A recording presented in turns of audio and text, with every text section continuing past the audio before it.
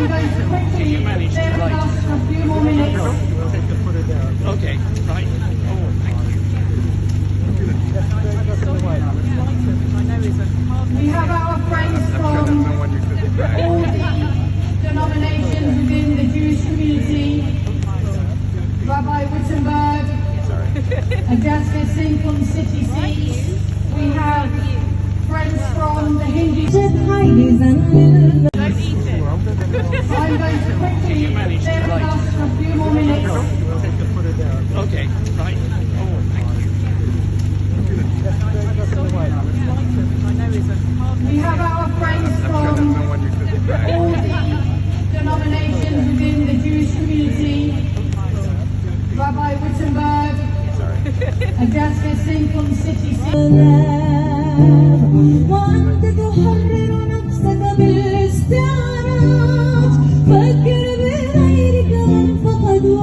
Perhaps his final act was meant to clinch a lifetime's argument that nothing comes from violence and nothing ever could. For all those born beneath an angry star, lest we forget our fragile. This is Itai Kashti with me here today. You know, waiting backstage and listening to all the wonderful speakers that we've had today, I remember the moment. One of my very first ever public performances was in a rally, not very different from this one, for peace and for equality back in Israel. I was a 9-year-old kid, and the song I sang when I was given the megaphone was, "We shall live in peace, we shall live in peace." Remember that? Shared that human story of pain, of suffering, and yet overcoming that with love and kindness and compassion. So brothers and sisters, peace be upon you all. We gather today to remember all who have lost their lives and all who have suffered life-changing injuries in the Israel-Palestine conflict. Our hearts ache. Our hearts ache for every person affected by this horrific conflict. As citizens of London and the United Kingdom, as members of the one human family, we come together united in mutual love, respect and kindness. We can do that one doorstep at a time, one handshake, one embrace at a time. We have been shown the way by two young men whose own losses are so grievous and terrible, by a mother whose heart was wrenched apart but has set an example for the future. Let us today go from here determined that we will. So 50 years ago, my grandfather in the mountains of Hebron have chosen the armed struggle against Israel.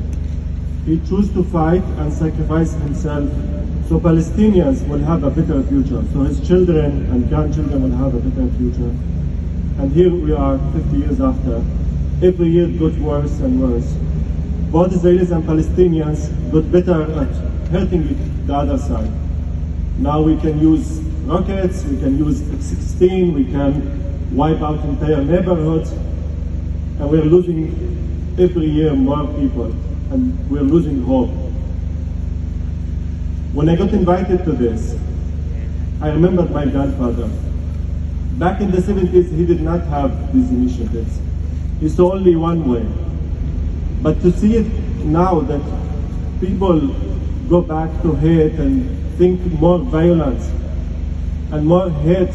Palestinians and others who think there are no Israelis who are saying that. To put away hate and look forward with hope.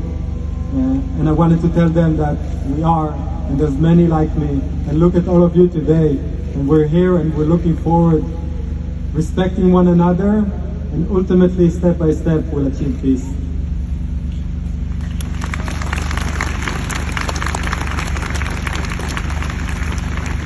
it will be a long process, and we have to move step by step. And to do that, we need partners who might not always think the same as us. Unacceptable loss of innocent lives on both sides demands us to rise above the party political, to stand tall with other voices and leaders from across our national community and have the courage to speak out. That's why I'm here today. Our message must be different, perhaps, from other public rallies, more nuanced, more unified.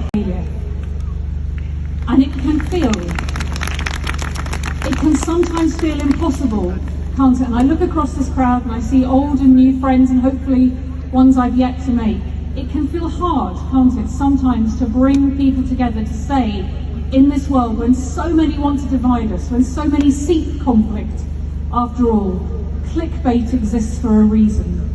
It can find it hard to bring people together and say, peace is possible, hope is possible, a two-state solution is possible. But you here today are the living embodiment of what indeed the suffragettes taught us, that it is deeds. I speak here today not just as the Liberal Democrat parliamentary spokesperson for foreign affairs, but as a proud Jerusalemite from Palestine. And like you all, I'm heartbroken. Thank you for sharing both your story and your insights, and for your campaigning zeal on this issue. I'm now going to introduce